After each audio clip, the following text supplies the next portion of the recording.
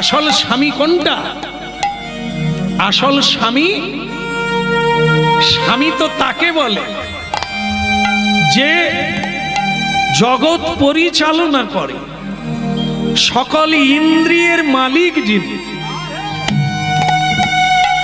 যার ইচ্ছাতে জগৎ চলে, একমাত্র স্বামী তিনি, জগৎ স্বামী।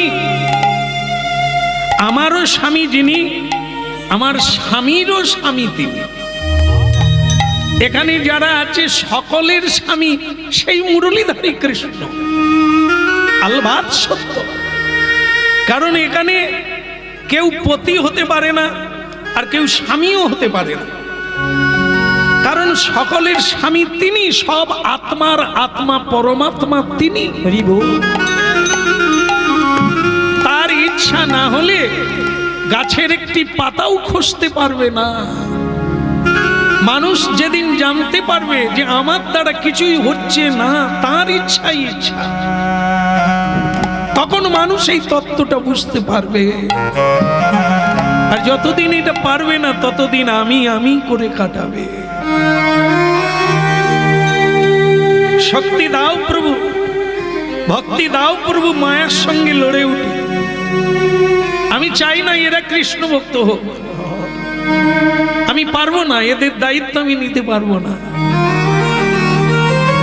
এইটুকু দায়িত্ব নিতে পারি, মানুষকে বোঝাবো, বোঝা না বোঝা জয় ইচ্ছা তা। হ্যাঁ, অনেক জায়গায় আমাদের বলেন শ্যামসুন্দর প্রভু আপনি খুব বুঝান মানুষকে। বুঝালে কি হবে? আমি যদি না বুঝি আপনি কি করবেন? একদম কথা সত্য। আমরা ওই জন্য কীর্তনে সাহস পেয়ে গেছি যে শোনা না শোনা তোমাদের ইচ্ছা, আমাদের কাজ হচ্ছে গাইতে হবে, বোঝাতে হবে। শুনবেন না শুনবেন, কোনটা করবেন এ স্বাধীনতা ভগবান সবাইকে দিয়েছে। এই জন্য কেউ আমরা এক নয়, কেউ আমরা একভাবে সুখী নয়, একভাবে দুঃখীও নয়। এখানে যারা যারা আছে বিভিন্ন রূপে আছে। আমি আলাদা, আপনি আলাদা। আপনার সুখ কি দুঃখ আপনি অনুভব করবেন, আমারটা আমি অনুভব করি। হারে মুরারে মধু কৈট ভারে, গোপাল গোবিন্দ মুকুন্দ হরি মুরারে মধু কৈট ভারে, গোপাল গোবিন্দ মুকুন্দ। হারে মুরারে মধু কৈট ভারে, গোপাল গোবিন্দ মুকুন্দ সৌর। হরি হারে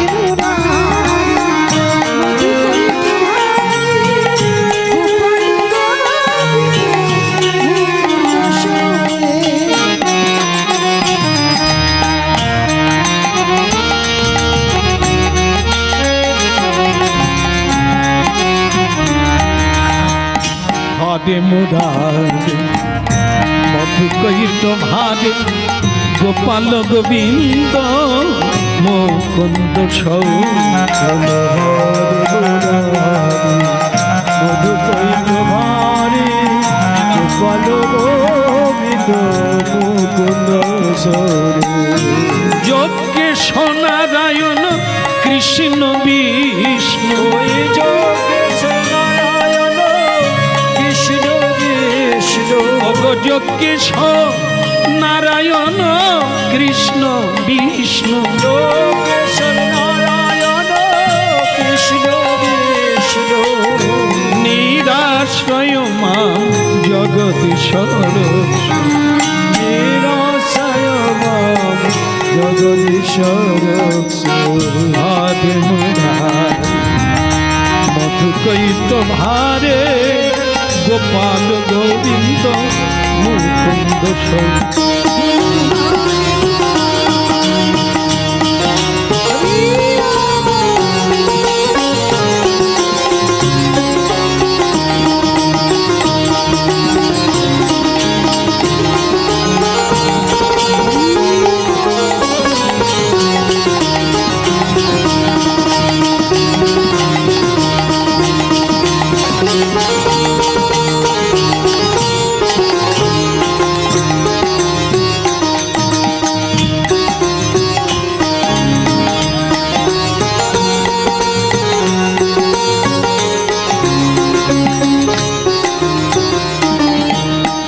বলো গৌরাঙ্গ মহাপ্রভু কি। আচ্ছা সবাই কি আমি বিশ্বাস করতে পারি আমাদের দলের লোক না সেনা বিভাগের লোক? মেয়েটা দেখতে চাইছেন, দেখি কারা কারা আমার দলে আছে। গৌরাঙ্গ মহাপ্রভু কি। আপাতত দেখে মনে হচ্ছে সবাই, তবে ভেতরে ভেতরে কে কোন দিকে কে জানে বাবা। তো থাক, আপাতত দল দেখে নিলাম। এখন এই যে যখন আমরা নৌকাতে উঠি, নৌকা নৌকা বুঝেন তো, তার 4টা চাকা আছে।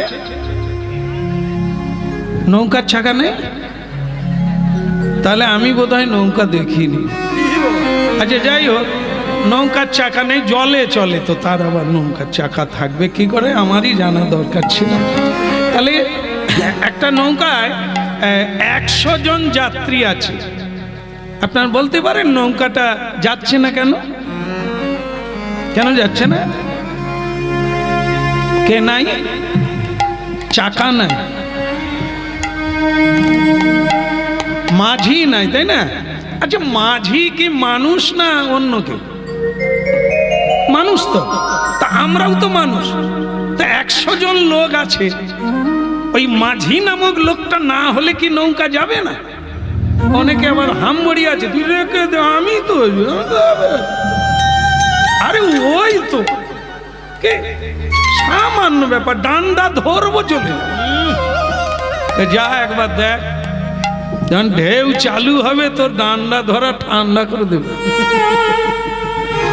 হয়নি মা, অনেকে দেখা, আরে গাড়িটা চালাও না। তা 100 জন লোক গাড়িতে বসে আছে, গাড়ি চলে না কেন?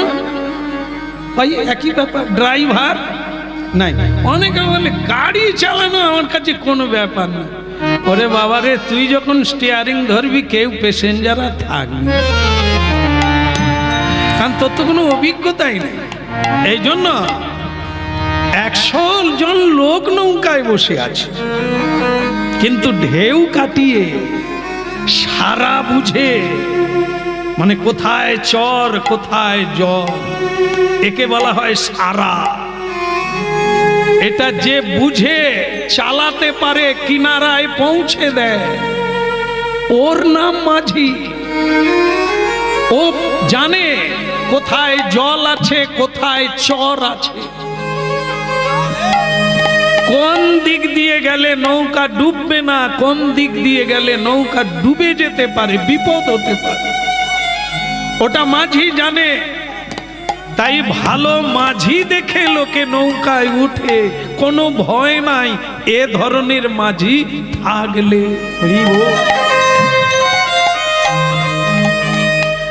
ভক্তবৃন্দ, আমাদের জীবনটা হচ্ছে সেটাই। আমরা কেউ জানি না কিভাবে ওপারে যাব, দুঃখের সাগর কাটিয়ে কিভাবে সুখময় পর্বতে উঠব।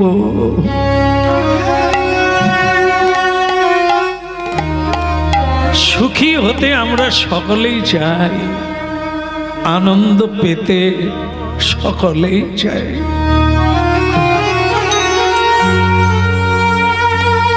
কিন্তু কজনা সুখী হয়, কজনা আনন্দময় লোকে যেতে পারে।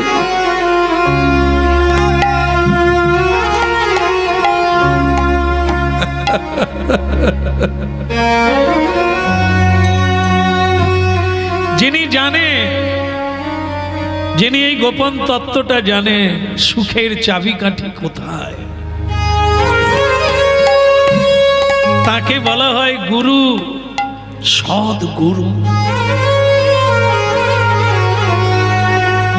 তিনি এই গোপন সম্পদের চাবি জানেন, তিনি রাস্তা জানেন, তিনি ঢেউ কাটিয়ে সারা কাটিয়ে আনন্দ নীরে তীরে পৌঁছে দেয়।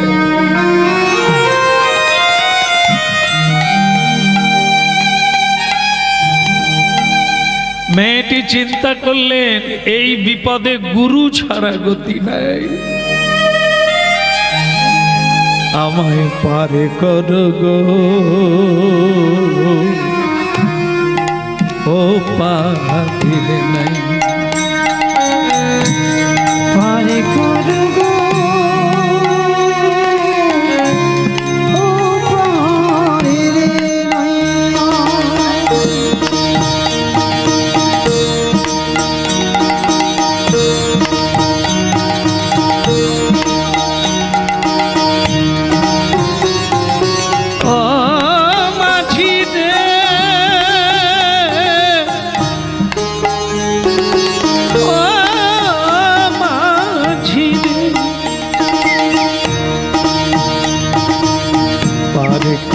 গো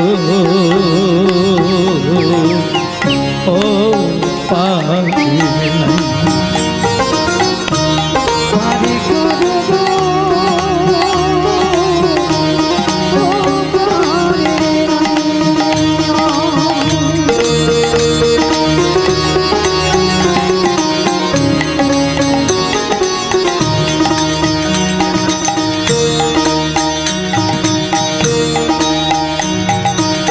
আমি পাদের আশায় বৈশায় আছি, তোমায় পাবো বলে আমায় পার করো গো ও পারের নাই। আমায় পার করব ও পারে নাই।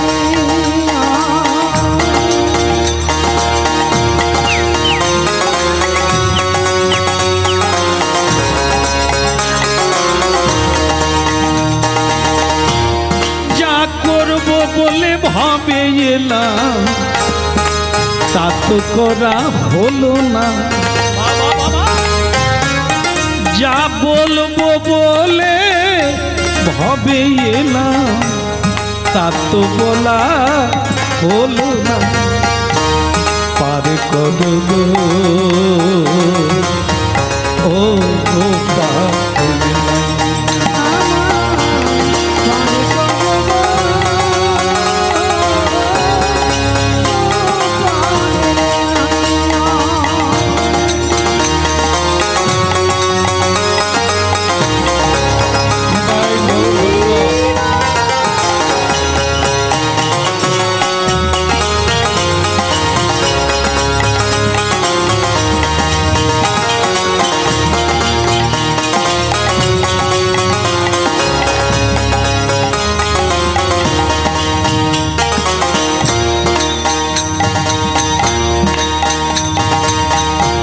परम दयाल श्री गुरुदेव की, जगत गुरु श्री कृष्ण भगवान की। একটা জিনিস আমরা জানলে সবচাইতে জীবন ভালো হবে, সেটা হচ্ছে গুরু কিন্তু সাধারণ কোনো মানুষ না। সাধারণ মানুষের কোনো জ্ঞান নাই। আর যিনি গুরু তিনি আচার্য, তিনি পরম জ্ঞানী এবং পরম শিক্ষিত, অনুভব সিদ্ধ। তাই তিনি জীবন দিয়ে যে জানিয়েছেন, তিনি পরবর্তীকালের মানুষকে শিখাবেন। তিনি গুরু। গুরু শব্দের পিছনে যেটা দাঁড়িয়ে আছে সেটা কি? যিনি শিক্ষা দিতে পারে, যিনি শিক্ষা দিতে পারে, যিনি পথ দেখাতে পারে, যিনি আলোর সন্ধান দিতে পারেন, তিনি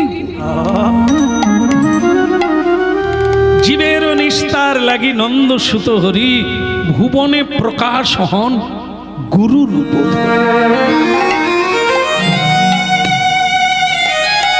পরিষ্কার হলো যে গুরু সাধারণ নয়, স্বয়ং ভগবান কৃষ্ণই গুরু রূপে প্রকট। কেমন? এই জন্য গুরুকে মনুষ্য জ্ঞান না করো কখন, করতে নেই। আর করলে কিছু থাকবে না, কিছু পাওয়া যাবে না। এই জন্য শ্রদ্ধা কমে যাবে যদি সাধারণ মানুষ ভাবা যায়। আর শ্রদ্ধা যদি কমে যায় তোমার জীবন শূন্য হয়ে যাবে। শ্রদ্ধাই মানুষকে বাঁচিয়ে রাখে, ভরসাই মানুষকে বাঁচিয়ে রাখে। তাই জন্য মেয়েটি ঠিক করলো, আমার যে বিপদ, মানে মায়া দেবীর সঙ্গে লড়াই, কলির সঙ্গে লড়াই, মতবাদের লড়াই, সত্য মিথ্যার লড়াই, এতে গুরুদেবের একটু কৃপার দরকার আছে। গুরুদেবের উপদেশ নিতে হবে। তা গুরুদেবকে আহ্বান করলেন, গুরুদেব আমি যেতে পারছি না। যে কুয়োয় পড়ে যায় সে কি গুরুদেবের কাছে যেতে পারে? এই সংসার একটি কুয়ো। গুরুদেব আমি ভুল করে পড়ে গেছি, বলো রাধে রাধে। আমার পড়ে যাওয়াটা ভুল করে পড়ে যাওয়া, এই সংসার গর্তে গুরুদেব আমি উঠতে পারছি না, কৃপা করে আপনি আমাকে কৃপা করতে আসুন, একবার দয়া করুন, করুণা করুন। তা আপনারা বলবেন মেয়েটা বিয়ে হয়ে চলে গেল, সংসারে পড়ে মনে মনে গুরুদেবকে ডাকছেন, গুরুদেব শুনতে পাবেন কি করে? এটা কিরকম হবে? অন্তত ফোন একটা করুন। ফোনটা তো আধুনিক কালে বেরিয়েছে, আগে তো ছিল না। তো আগে তাহলে কি গুরু ছিল না? আগে কি মানুষ আত্মীয়ের সঙ্গে কথা বলতো না? না কেউ কারো বাড়ি যেত না?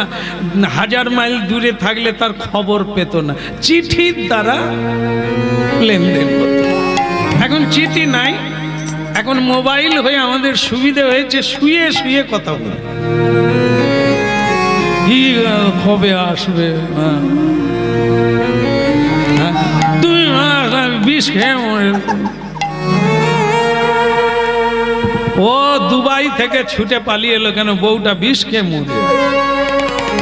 হ্যাঁ, তো দুবাই থেকে ছেলেটা বাড়ি ফিরলো, এসে দেখে তার বউ তার আগে পালিয়েছে।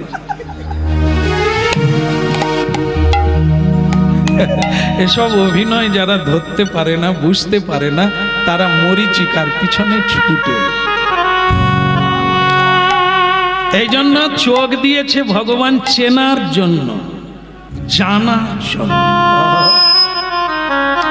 বুদ্ধি দিয়েছে সত্য মিথ্যা বোঝার জন্য। কান দিয়েছে শোনার জন্য, সত্য কথা শোনার জন্য। মন দিয়েছে বিচার করার জন্য। মন, আমাদের জীবনে মনটাই হচ্ছে আসল। গীতায় ভগবান বলছে মানুষের মধ্যে যে মন, আমি সেটা। এই মন হচ্ছে স্বয়ং ভগবান। তাই মানুষ মনেই সুখী, মনেই দুঃখী। হরি বউ। তাহলে তত্ত্ব তো কি? এই ছল চাতুরি, ভালো মন্দ, সত্য মিথ্যা বুঝতে গেলে গীতা পড়তে হবে। গীতাধ্যায়ী জ্ঞানী ন তত্ত্বদর্শী ন, একটু জ্ঞানীর সঙ্গ করো। আমাদের জীবনে দুটো চোখ আছে, একটা চোখ দিয়ে বর্তমানে দেখছি, আর একটা চোখ হচ্ছে বিদ্যার চোখ, জ্ঞান চক্ষু। জানা অজানা, জানা একরকম, অজানা আর একরকম। তা আপনাদের একটা কাহিনী বলি, জানা অজানা। এই যে দেখেন, এক সাহেব কাঁঠাল খাবে, বিদেশি সাহেব, কাঁঠাল খাওয়ার ইচ্ছে হলো। তো বলে তোমাদের ভারতবর্ষের যেটা বড় ফল আমাকে দাও। তো আমাদের দেশের বাংলার ফল হচ্ছে কাঁঠাল। তার পাকা কাঁঠাল বিদেশি সাহেবের ঘরে দিয়ে দিল। সাহেব কাজ সেরে ঘরের মধ্যে ঢুকে দরজা জানালা বন্ধ করে কাঁঠাল খাওয়া চালু করলো। সাহেবের গব দাঁড়ি ছিল, মানে বেশ সুন্দর, তার শৌখিন গব দাঁড়ি ছিল। তা ভক্তমণ্ডলী মায়েরা কাঁঠাল খেতে গিয়ে তার গব দাঁড়ি এমন পাক লেগে গেছে, জোঁট লেগে গেছে, সে ভাবলো ये भारतवर्ष का मानुष हमको ठका दिया, धोखा दिया, ধোকা দিয়া। তার মানে আমার দাড়ি গপ ছিলে দেবে বলেই আমাকে এরকম একটা খারাপ জিনিস দিয়েছে। তো সে সাহেব ঘর থেকে বেরোতে পারে না, গপ দাড়ি জট পাকিয়ে গেছে। যে লোকটা কাঁঠাল দিয়েছিল সে ঘুর ঘুর করছে পুরস্কার পাবে। সে জানে যে এত দামি ফল দিয়েছি, খেয়ে পুরস্কার দেবে। তো তাকে দেখতে পেয়ে সাহেব বলছে, ওই ভেতরে আয়। ভেতরে ঢোকা মাত্র দরজা বন্ধ করে দিয়ে বলছে, তোকে আমি শুলে চড়াবো। বলে কেন সাহেব? বলে তুই আমার দাড়ি গোপের কি হাল বানিয়েছিস, এটা যে খাওয়ার ফল নয় সেটা তুই আমাকে বলিসনি কেন? বলে সাহেব আপনি মারার আগে আরো দু একজনের সঙ্গে কথা বলুন, আমি কিন্তু আপনাকে ঠকাইনি, ধোকা দিইনি। বলে তারে এটা কি করে হলো? বলে সাহেব আপনি যেটা খেতে হয় তাকে তো ফেলে দিয়েছেন, আর যেটা ফেলে দিতে হয় আপনি গম দাঁড়িয়ে চুষে চুষে খেয়েছেন। মানে কি সাহেব কাঁঠালের কোষ সব ফেলে দিয়েছে, সে জানে এগুলোই ফলের বীজ। সে কাঁঠালের কোষ ফেলে দিয়ে ওই যে ভোঁথা আর ছোবা সেইটা যত চুষছে তত মিষ্টি লাগছে কি, আর যত মিষ্টি লাগছে সে তত আরো ঘষছে। এ ঘষতে গিয়ে গম দাঁড়ির 12টা বেজে গেছে। এখন সেই সাহেব বলে, তুই আমাকে বলে না সাহেব ওই যেগুলো ফেলে দিয়েছেন ওগুলোই খেতে হয়, ওগুলোরই না আমি কাঁঠাল। বলে তাহলে কি হবে আমার যে দাঁড়ির অবস্থায়? বলে আমি সেলুনওয়ালাকে ডেকে দেব। আরে সেলুনওয়ালাকে ডেকে দিলে ধুইবে না কাটবে? বলে স্যার একে আর ধোয়া যাবে না। মানে বলে এবারের মতো কেটে দে, শেভ করে দেন, আবার নতুন করে। রে সর্বনাশ, তুই কি খাওয়ালি রে? তা সেলুনওয়ালাকে ডাকা হলো, সেলুনওয়ালা এলো, সাহেব তাকেও বুঝিয়ে দিল, বেটা তুই জানিস আমি জানি আর এই কাঁঠাল চোর জানে। এই তিনজন ছাড়া যদি কেউ জানতে পারে যে আমার গম দাড়ি কেন কাটা গেছে তাহলে তোর গলা যাবে। সেলুনওয়ালা বলে একটু পয়সা বেশি করে দিয়ে দেবেন, আমি কাউকে বলবো না। হ্যাঁ তা বাস, সে দাড়ি কামিয়ে দিল। তো এইবার উনি হচ্ছে আমাদের বাংলায় জজ হয়ে এসেছেন, কোর্টের জজ। তা কালকে কোর্টে এসেছেন সাহেব একরকম, আর আজকে খালি সাহেব রুমাল দিয়ে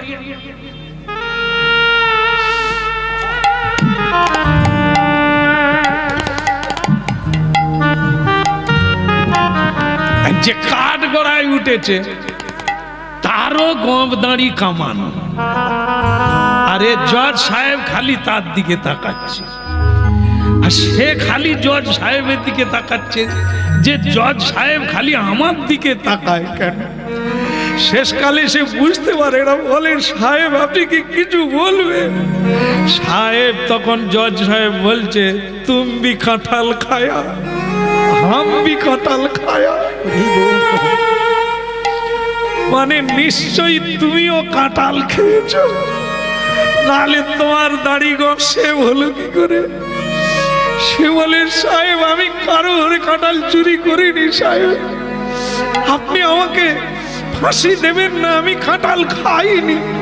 তুমি কাঁঠাল খেয়েছ, তুমি কাঁঠাল খায়া আমি কাঁঠাল খায়া।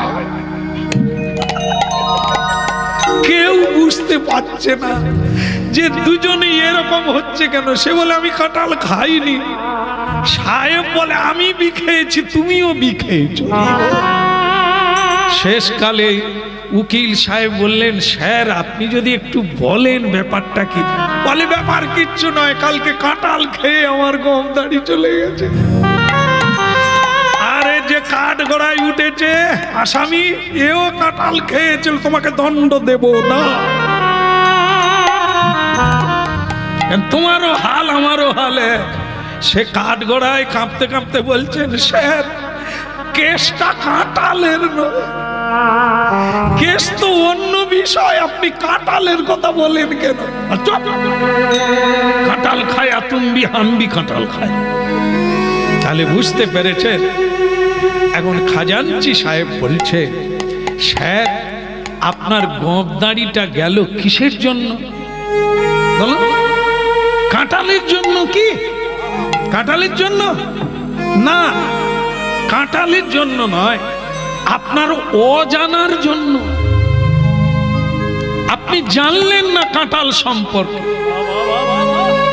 সব কিছুর একটা বর্জন আছে, একটা গ্রহণ আছে। মানব জীবনটাও তাই, কিছু বর্জন করতে হবে, কিছু গ্রহণ করতে হবে। তা কোনটা বাদ দিতে হয় আর কোনটা নিতে হয় এই জ্ঞান যদি মানুষের না থাকে তাহলে সে কোনটা নেবে? একটা সাহেবের তুচ্ছ সামান্য দাড়ি পাক লেগে গেল, বিপদ হয়ে গেল। আমাদের জীবনে এই না জানার জন্য কেন এসেছি, কোথায় যাব, কার ইচ্ছায় এসেছি, কার ইচ্ছায় যাব, এইগুলি না জানার জন্য কি খাওয়া উচিত, কি বলা উচিত, কি করা উচিত, কোথায় যাওয়া উচিত আমরা জানি না। আর জানি না বলে জীবনটা জটিলতায় জট পাকিয়ে যাচ্ছে,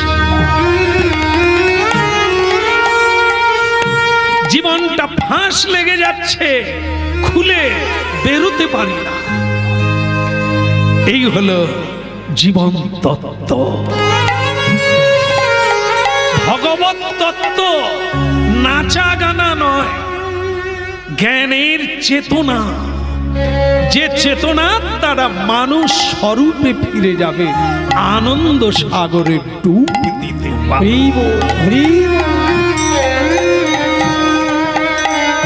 দিন তোমার আনন্দে যাবে, জপ গুরু নাম, শ্রী গুরু নাম।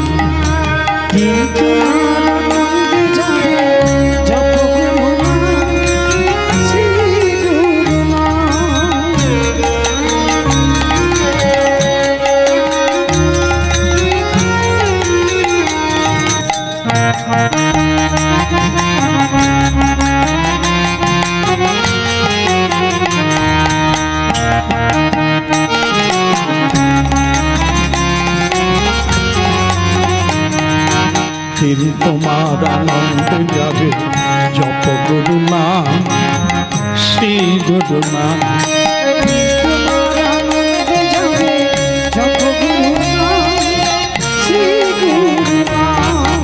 শ্রী গুরু নাম জপ, শ্রী গুরু নাম, ও শ্রী গুরু নাম জপ, শ্রী গুরু নাম, শ্রী গুরু নাম জপ, শ্রী গুরু নাম, শ্রী গুরু নাম জপ, শ্রী গুরু নাম, শ্রী গুরু নাম, শ্রী গুরু নাম। তোমার আনন্দে যাবে, জপ গুরু নাম, শ্রী গুরু নাম।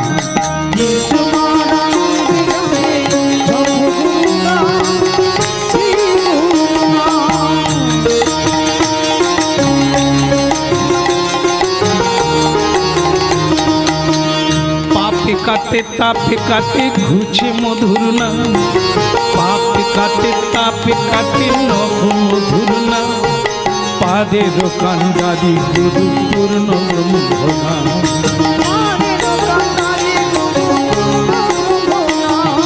দিন তোমার আনন্দে যাবে, জপ গুরু নাম, শ্রী গুরু নাম।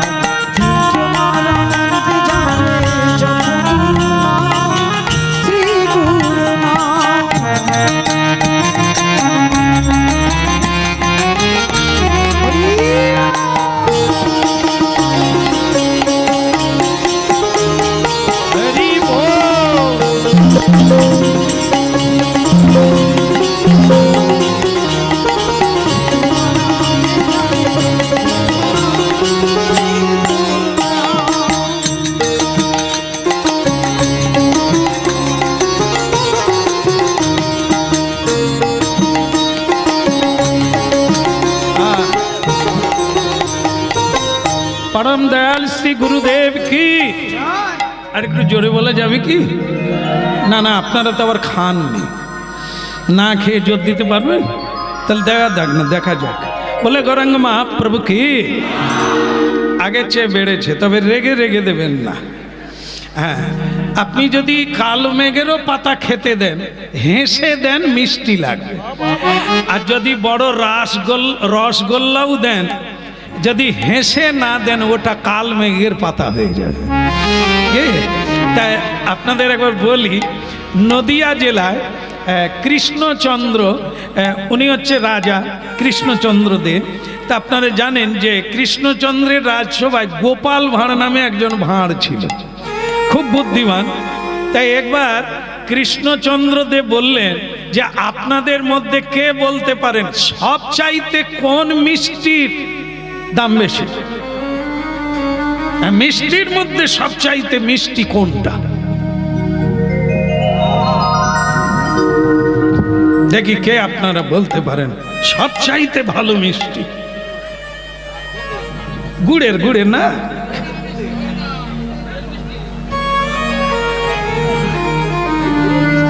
বলো রাধে রাধে। তা যাক, অনেকে অনেক রকম বলেছেন, আবার অনেক রকম ভাবছে, অনেকে চুপ করে আছে, দেখি উনি কি বলে। তা আমি এটা বলবো না যে বুঁদে বলবো, মিহিদানা বলবো, তাই না?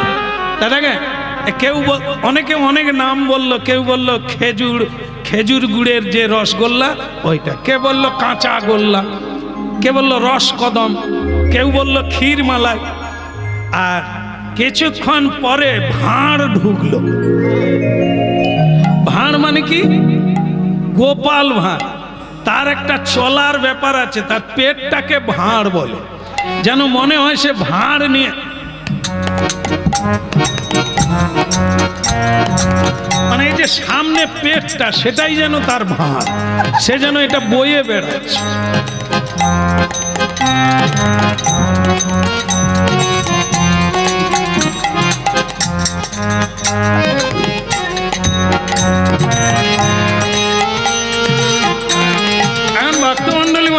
এই তখন যাদের হিংসে ছিল, রাজা সন্তুষ্ট হয় না, তারা তখন বলছেন মহারাজ ভাঁড়কে বলুন, গোপাল ভাঁড়কে বলুন, সে কি বলে। মহারাজের জয় হোক। এখন মহারাজ বলছেন গোপাল ভাঁড়, হ্যাঁ জি হুজুর, এই এরা ঠিক বলছে না, আমার মনঃপুত উত্তর হচ্ছে না, তুমি কি বলতে পারো সবচাইতে মিষ্টি কোনটা? সে তখন বলছেন মহারাজ মিষ্টির কথাই যদি বলেন তাহলে বলবো মুখের বাক্যের চাইতে মিষ্টি আর হয় না। মুখে বাক্য যেটা আমরা কথা বলি, এইটা যদি কেউ মিষ্টি করে বলতে পারে তাহলে ওই মিষ্টির চাইতে আর পৃথিবীতে কোনো মিষ্টি নেই। তো তখন সকলে বললেন মহারাজ দেখলেন উত্তরটা কি হলো, আপনি তো ওকে খুব বুদ্ধিমান বলে, এটা কি ওনার উত্তর হলো? কৃষ্ণচন্দ্র রাজাও বলে গোপাল ভাঁড় তোমার কাছ থেকে আমি অন্য কিছু আশা করেছিলাম, তুমি কি মিষ্টির কথা বললে? বলে মহারাজ মনঃপুত না হওয়া আর হওয়া সেটা আপনার নিজের ব্যাপার, আমাকে বলেছেন আমার অভিজ্ঞতা থেকে যেটা জানি সেটা বললাম, তবে সময় পেলে আপনাকে আমি প্রমাণ করে দেব। বলে যা যা, আজকে পারলে না আবার সময় করো, ও তোমার উত্তর আমার পছন্দ না।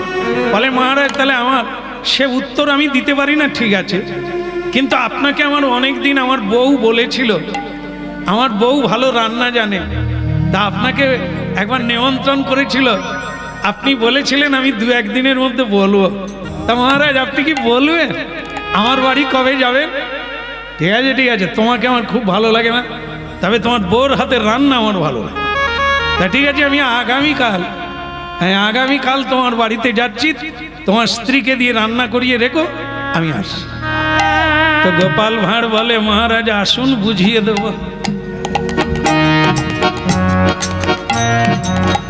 এলেন গোপাল ভাঁড়ের বাড়িতে, মহারাজের আসা মানে বিরাট ব্যাপার। তো মহারাজের বসার জন্য সিংহাসন হলো, খাওয়া দাওয়ার ব্যবস্থা হলো, বিশাল ব্যাপার। খাওয়া দাওয়া হয়ে গেল, এইবার গোপাল ভাঁড় তার বউকে দিয়ে বলছে এ বউ একটু মুখশুদ্ধি দে মহারাজকে। তা মুখশুদ্ধি পেয়ে খেয়ে বাড়ি চলে যাবেন। আর সেই সময় গোপাল ভাঁড় বলছে তো মহারাজ কিরকম খেলে, সেবা ঠিক হয়েছে? সেবা হবে না? আরে দুর্দান্ত, মানে কি বলবো, যে এঁচড়ে চপ হয় আমার জীবনে জানা আছে, দই এঁচড় করেছে তোর বউ, আমার মানে কি বলবো, এই জিনিস আমি কোনোদিন খাই না, দুর্দান্ত হয়েছে। তা গোপাল ভাঁড় একটু ছোট্ট করে বলে দিয়েছে এ তো নিজের পয়সায় নয় পরের পয়সায় খাচ্ছেন, ভালো লাগবে না?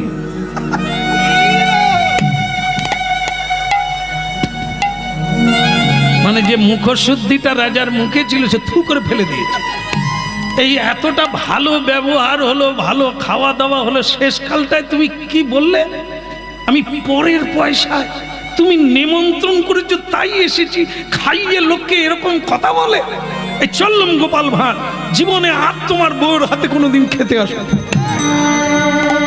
বলে মহারাজ তাহলে আমি এগিয়ে দিই।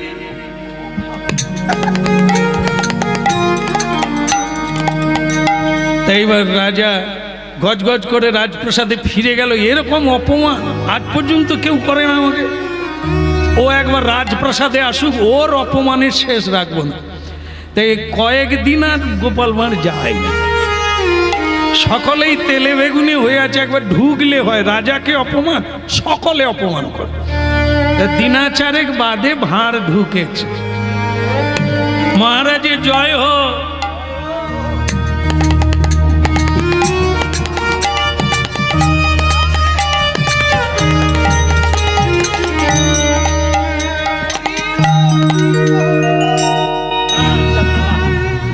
তা সবাই ভালো আছে, আর যেই বলেছে ভালো আছে তা সকলেই তখন বলছে কি আর ভালো থাকবো, তুমি যেভাবে মানুষকে অপমান করেছো। আরে আমি কি একটু বসবো? বসো। আর তুমি বেশি দিন বসতে পারবে না, তোমার চাকরি আমি ছাঁটাই করবো। বাড়িতে নিমন্ত্রণ করে তুমি আমাকে অপমান করেছো। বলে মহারাজ আমি অপমান করি। তাহলে কি আপনি বলেছিলেন না মিষ্টির মধ্যে কোনটা মিষ্টি? হ্যাঁ বলেছিলাম। তা আমি বলেছিলাম যে মানুষের কথাটাই মিষ্টি, সব চাইতে বেশি। আপনি সেদিন অস্বীকার করলেন, তাই আপনাকে ভালো মন্দ খাইয়ে শেষকালে একটু নিম পাতার রস দিলাম। আর কেমন লাগছে বুঝতে পেরেছেন? অনেক রকমের মিষ্টি আপনাকে খাইয়েছি, কিন্তু শেষকালে একটু কথা তেতো করে দিয়ে দিলাম, আপনার সব মিষ্টিটাই তেতো হয়ে গেল। বোঝা গেল মিষ্টি কোনটা? খেতে নাই দা, ন্যূনতম যাই তোমার সামর্থ্যে কুলাবে দাও, কিন্তু ভালো বেশি দাও। বাড়িতে থাক আর না থাক, একটা জিনিসের অভাব তো হবে না। সেটা কি? কথা। একটু মিষ্টি করে কথা বলো, মানুষ শীতল হয়ে যাবে, খুশি হয়ে যাবে। তাহলে এটা হরিনামে আমরা এরকম একটি তত্ত্ব পেলাম।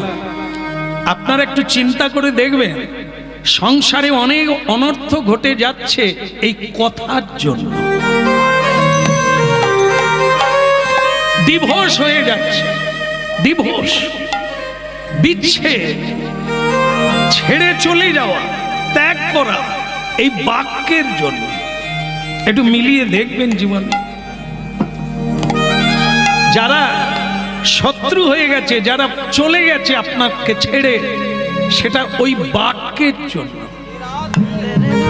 তাই মানুষ যদি চেষ্টা করে বাক সংযম ভেবে বলতে চালু করে, একটু মিষ্টি করে বলে, সবাই আপন হয়ে যাবে, কেউ পর। কৃষ্ণ মুরারি ও গো গিরিধারী, তোমারই চরণে আমি সব সপিলাম।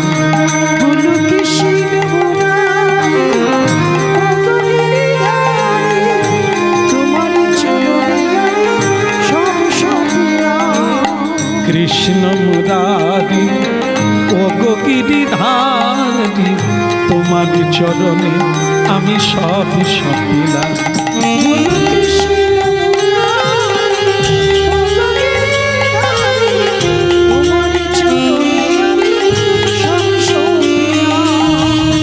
যা ছিল আমার প্রভু তোমায় দিলাম, যা ছিল আমার প্রভু তোমায় দিলাম। ওই যা ছিল আমার প্রভু তোমায় দিলাম, যা ছিল আমার প্রভু তোমায় দিলাম।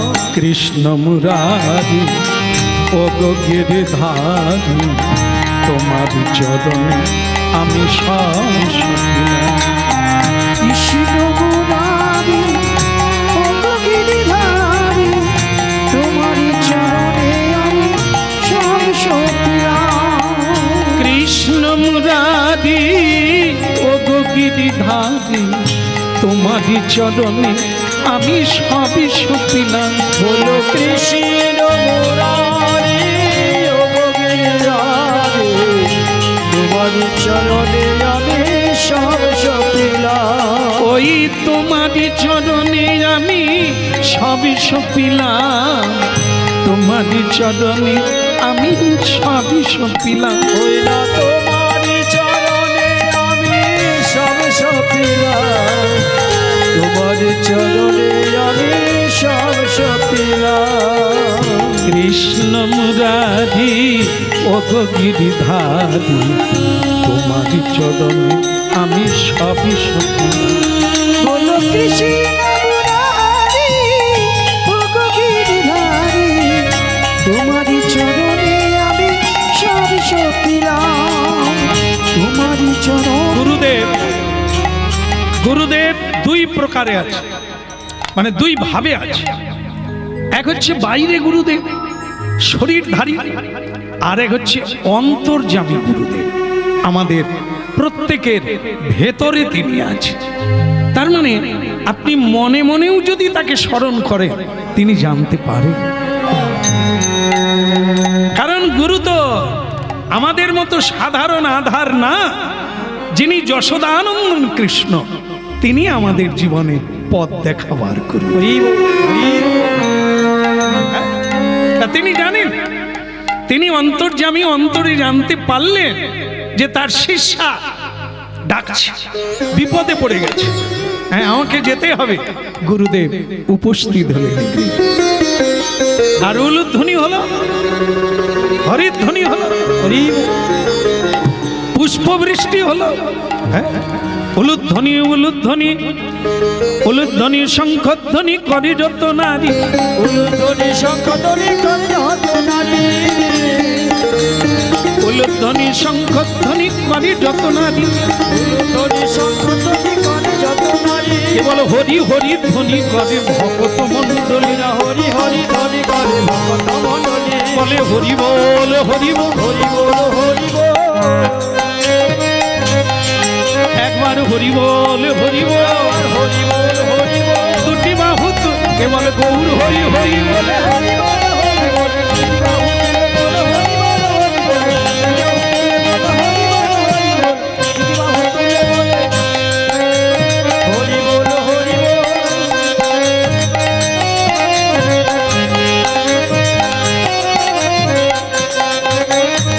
হরি বল।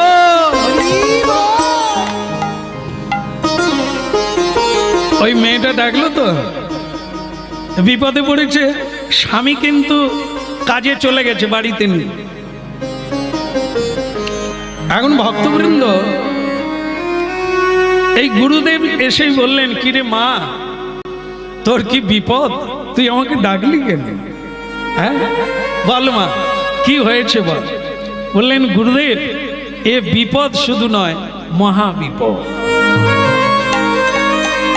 আমি যে গোবিন্দকে ছাড়া থাকতে পারি না, আর এরা সবাই আমাকে চাইছে গোবিন্দকে ছেড়ে যেন আমি তাদের মতো হয়ে যাই। বলুন গুরুদেব আমি কি করব? এরা আমাকে হরিনাম গাইতে দেয় না, এরা আমাকে মহাপ্রসাদ পেতে দেয় না, এখন আমি কিভাবে চলবো? হেরে যেও না, হেরে যেও না, হেরে যেও না, ছেড়ে দিও না, হাল যেন ছেড়ে দিও না, হাল যেন ছেড়ে দিও না। গোবিন্দ তোমার গোলামি বলে হাল যেন ছেড়ে দিও না। গোবিন্দ তোমার গোলাম বলে হাল যেন ছেড়ে দিও না। ডাকো তারে, ডাকো তারে, গোবিন্দ বলে ডাকো তারে, যিনি দ্রৌপদীরে রক্ষা করে গোবিন্দ বলে ডাকো। দুটি বাহু তুলে দাও বলে ডাকো তারে, ডাকো তারে,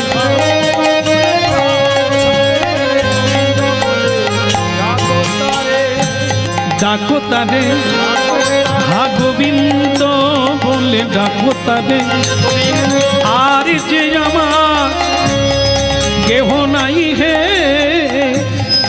ডাকো তারে, ডাকো তারে।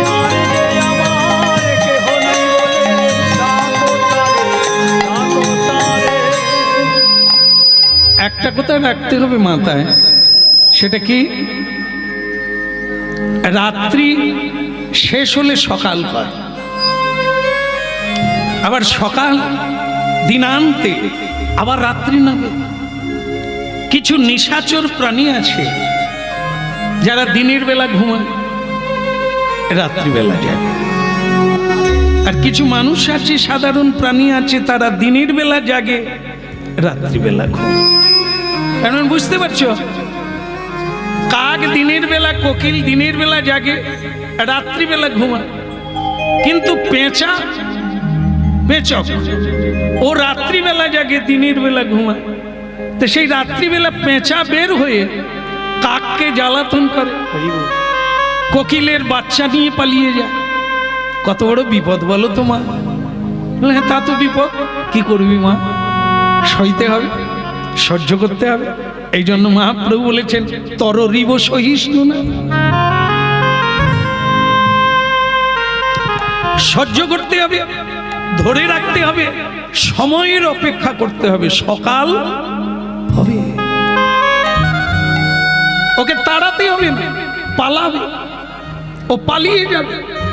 সূর্যের উদয় হলে ও পালিয়ে যাবে। তা মানুষের জীবনে জ্ঞানের উদয় মানে সূর্যের উদয়। তা মানুষ যেদিন জানতে পারবে এই তত্ত্বটা, তখন অন্ধকার পালিয়ে যাবে। যারা জ্বালাতন করে তারা সরে যাবে। দুরমতি, দুর্মতি যারা, দুরমতি, অগতি, সদত, অসতে মতি, তারা তো জ্বালাবে, তারা তো জানে না। একদিন তাদেরও উদয় হবে, জ্ঞানের উদয় হবে, একদিন তাদের প্রতিও ভগবত কৃপা হবে, তখন বুঝতে পারবে, তখন তোমার জয়গুলো। এখন তোমাকে আমার উপদেশ, ছেড়ে দিও না, ধরে রাখো। আর এই দুঃখ, যন্ত্রণা, কষ্ট, না পাওয়ার ব্যথা কাউকে বলতে নেই, এগুলো স্বাভাবিক, এগুলো স্বাভাবিক। দুঃখ পেয়ে ভেঙে পড়তে নেই। দুঃখ ছিল না, দুঃখ এসেছে, দুঃখ চলে যাবে। হ্যাঁ, তুমি হাজার চেষ্টা করলেও কি তাড়াতাড়ি রাত্রি শেষ হবে? হবে কি? বিপদের রাত্রি বড় হয়, দুঃখের রাত্রি ছোট হয়, আমাদের ধারণা, কিন্তু নয়। তাই জন্য মা, দুঃখের রাত্রিটা আমরা ভগবানকে জানাই যেন তাড়াতাড়ি শেষ হয়ে যায়, এই দুঃখ যেন চলে যায়। মারে, ওর জন্য কাঁদিস না, এই যেন চলে যায়, কাঁদিস না, দুঃখকে তাড়াবার চেষ্টা করিস না, যাবে না, কিন্তু সময় হলেই চলে যাবে। তাই তুই তোর কাজ করে যা, দুঃখে থাকো, সুখে থাকো, গৌরাঙ্গ বলিয়া ডাকো, নিতাই গৌরাঙ্গ, সুখে থাকো, গৌরাঙ্গ বলিয়া ডাকো। তুমি দুঃখে থাকো, সুখে থাকো, গৌরাঙ্গ বলিয়া ডাকো। ওই না দুঃখে থাকো, সুখে থাকো, গৌরাঙ্গ বলিয়া ডাকো। বলে এই মাত্র সদাই আমি চাই, বলে এই মাত্র সদাই আমি চাই, বলে এই মাত্র সদা আমি চাই, বলে এই মাত্র সদাই আমি চাই। থাকো সুখে থাকো সদা হরি বলে ডাকো। তুমি সুখে থাকো সুখে থাকো সদা হরি বলে ডাকো। বলে এই মাত্র সদাই আমি চাই।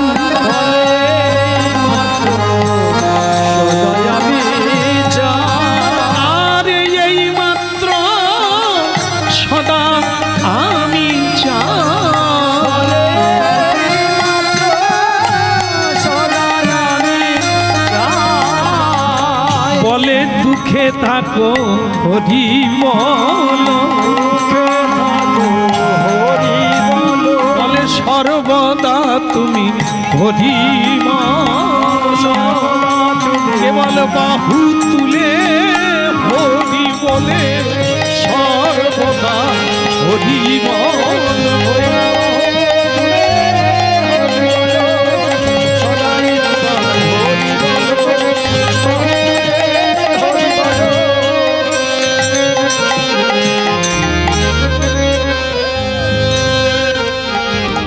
একজন এ মা এ মা উল্টো দিকে তাকাস না মা, আমার দিকে তাকা, তোর জন্যই আমাকে আসতে হলো। শোনে নে